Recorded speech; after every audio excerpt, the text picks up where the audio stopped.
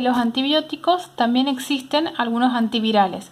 Si bien se acuerdan que habíamos dicho que el virus es difícil de tratar porque muta continuamente, cumple un ciclo y después muere, entonces por ahí lo que en las infecciones virales lo que más se utiliza es la prevención a través de las vacunas. Hay algunas patologías en donde se usan antivirales, ¿sí?, para poder destruir el virus. El virus es una célula muy simple, simplemente consta de una envoltura que en su interior tiene ADN o ARN, y el virus para poder crecer, desarrollarse y demás, necesita de la célula del organismo a la cual se acopla y de esa forma infecta la célula y así se reproduce. Entonces ahí dice un virus que está compuesto de material genético protegido solamente por un envoltorio, o sea, no es que hay una célula como es en las bacterias. Se introduce dentro de las células propias del organismo y así se reproduce. Como su ciclo de reproducción está íntimamente ligado a procesos metabólicos de la célula nuestra, o sea, la célula huésped, ha sido muy difícil producir fármacos de toxicidad selectiva. ¿Se acuerdan que decíamos cuando vimos los antibióticos que si era toxicidad selectiva, que quería decir que el antibiótico ataca a la célula bacteriana, que es totalmente diferente a la nuestra, y de esa forma puede actuar? Pero en este caso el virus va a ingresar a nuestras células para poder reproducirse, entonces atacar un virus también genera el ataque de células propias. Por eso es muy difícil hacer medicamentos antivirales. Por esta razón, el principal método de controlar las infecciones virales es la vacunación. Igual, los antivirales son un tipo de fármacos usados para el tratamiento de infecciones producidas por virus, tal como los antibióticos. Existen antivirales específicos para distintos tipos de virus.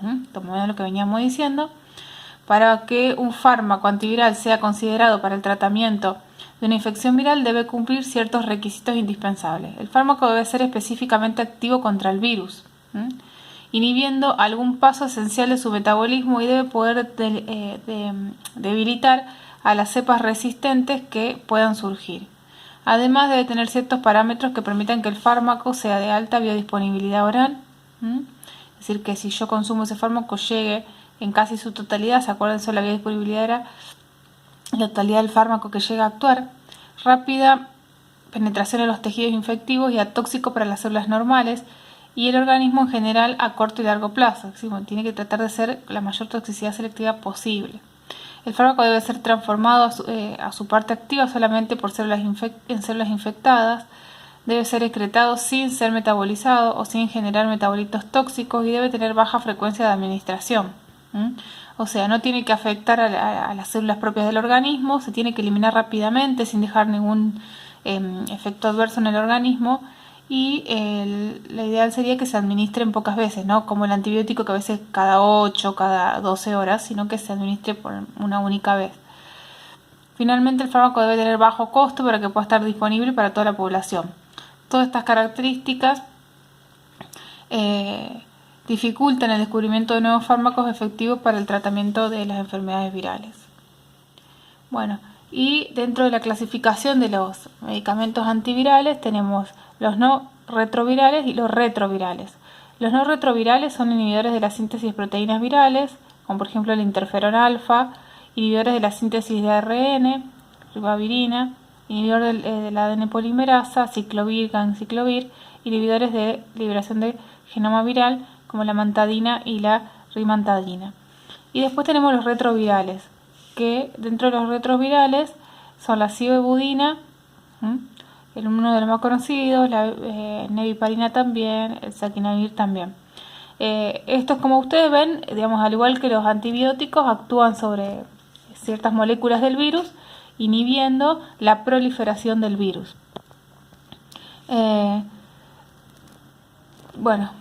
Generalmente acá dice los fármacos antivirales y retrovirales son medicamentos antivirales específicos para el tratamiento de infectores de infecciones por retrovirus, como por ejemplo la de la inmunodeficiencia humana, que es el que cumple, que es la que termina generando el síndrome de insuficiencia adquirida. existen medicamentos que son los retrovirales que se utilizan principalmente para enfermedades como son el HIV, ¿sí? O VIH, digamos, son los fármacos más importantes. Después sí tenemos para algunos herpes, virus como el aciclovir, ganciclovir, que se utiliza mucho para herpes, y el interferón también se utiliza muchísimo en algunas enfermedades virósicas respiratorias y otro tipo de virus. Bueno, ahí les puse para qué enfermedad generalmente se usan. Fíjense que lo fácil de saber que son antivirales es que terminan la mayoría en vir. Bueno, ahí nomás la amantadina, la ramantadina y la lamivudina son otra especie de medicamentos, pero bueno, la mayoría de los otros todos terminan en vir.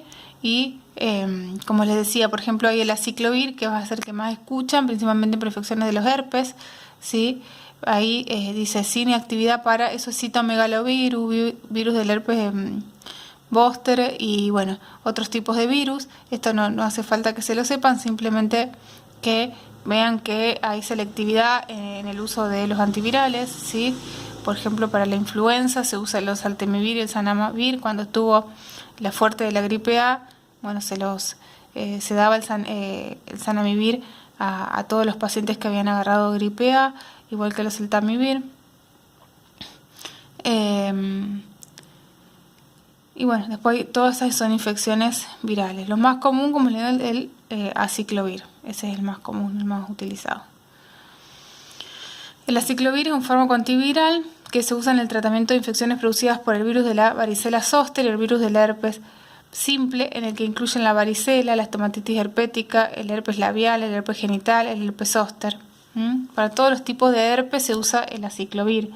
Muchas veces han escuchado el Oralsone o el Isovir, que son dos marcas muy comunes. Y bueno, se da principalmente por vía oral, por comprimidos o a veces suspensiones para el uso pediátrico, pero también existen cremas de uso tópico, también viene intravenoso en pacientes con infecciones graves por herpes virus. Bueno, está contraindicado en pacientes que están deshidratados, con alteraciones de la función renal, que tengan hipersensibilidad, o sea, alergia, con alteraciones neurológicas o reacciones neurológicas previas antes citotóxico, lactancia y embarazo. Y las formas de presentación, bueno, existen, como dijimos, en comprimidos de 200 a 800 miligramos, suspensión pediátrica, cremas dérmicas, pomadas oftálmicas también hay para herpes oculares, y en forma liofilizada para uso intravenoso. La liofilizada es que viene una ampollita con una especie de... tiene adentro el medicamento sólido, y cuando uno lo tiene que preparar y después se forma la solución para inyectar. Eso significa liofilizado. Y bueno, como les dije, lo más común que van a escuchar son los antirretrovirales, los que se utilizan para el HIV, ¿sí? Se usa una combinación de fármacos debido al desarrollo de rápida resistencia que hubo ante todos estos medicamentos, y tienen varios efectos adversos, pero es esencial que sean tomados de manera continua, que el paciente que tenga VIH no discontinúe su tratamiento. Y existen un montón de combinaciones, un montón de antirretrovirales. Cada paciente, de acuerdo a su clínica, el estadio de la enfermedad y demás, eso lo designa el médico, va a tomar una combinación diferente. Además de virus, también tenemos hongos, que son otro tipo de patógenos, y se denominan micosis cuando la infección está producida por los hongos. Estas pueden ser sistémicas o pueden ser superficiales, ¿sí? Tenemos los mohos, que causan infecciones en piel, uña, cuero cabelludo, levaduras, que pueden causar meningitis, infecciones pulmonares, por lo general en pacientes inmunocomprometidos, hongos similares a levaduras, como es la cándida, que es la cándida, generalmente nosotros tenemos cándida, las mujeres, en vagina, intestino y también en boca, pero como les contaba anteriormente, cuando se produce un desequilibrio o se bajan las defensas, estas pueden generar una grave infección porque se multiplican demasiado y producen una candidiasis, que se llama. Dentro de los antimicóticos, que se le llaman a los fármacos que son para los hongos, uno de los más utilizados es la anfotericina, que se puede administrar de forma endovenosa en infecciones graves o vía intratecal En infecciones del sistema nervioso intratecal es que se coloca a través de la columna vertebral con una inyección para que vaya al líquido cefalorraquídeo y actúe a nivel cerebral. Tiene muchos efectos adversos y es de uso hospitalario. Y después tenemos la nistatina, que se usa principalmente para infecciones de cándida en piel. Viene en crema y si no también en tabletas. Vienen los óvulos genitales de nistatina, ¿sí? Candidiasis orofaringea, también se viene en suspensión, en el internado, a veces cuando están mucho tiempo internados los pacientes, sobre todo si están con traqueotomía o si están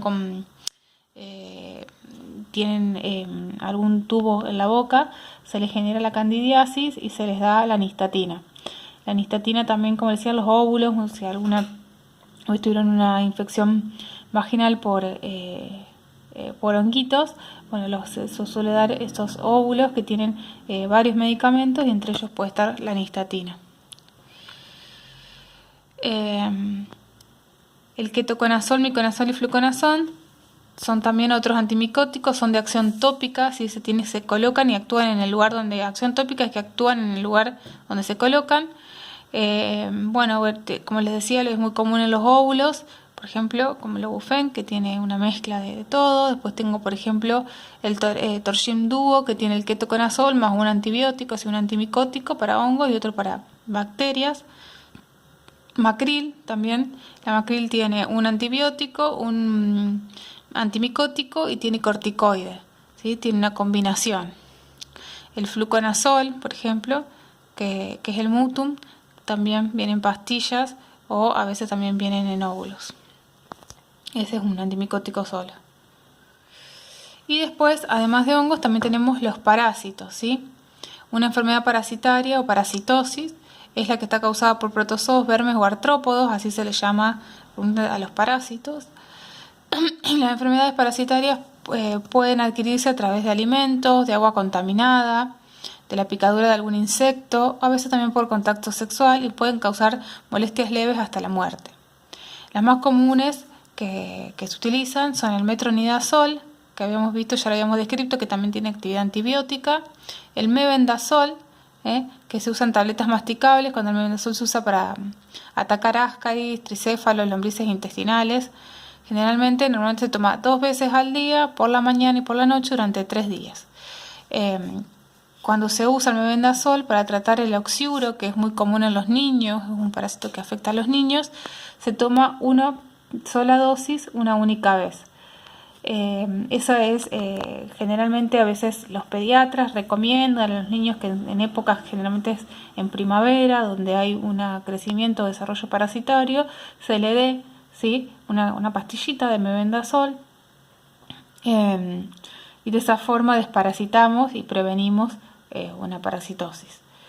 Y bueno, la ivermectina, que también ya la habíamos visto, puede venir en cremas, también viene en comprimidos, también es un antiparasitario. Esta también es muy conocido, el Nixoran. Este es el que también se le suele dar a los niños cuando son chiquitos. Ahí está para todo lo que actúa, todo ese tipo de infecciones. Entonces también a veces en épocas las pediatras recomiendan en época de crecimiento de parásitos, y a veces si ya hay uno de la familia que contiene parásitos, ustedes van a ver que toda la familia debe consumir, porque bueno, el parásito se puede propagar con los huevos, sobre todo, que ponen los parásitos, con el contacto de algún material, por ejemplo de toallas, de ropa interior, en el baño, podemos dejar contaminado, entonces se contagia a toda la familia. Entonces generalmente cuando uno tiene parásitos, el tratamiento lo hacen todos los que conviven en el mismo lugar.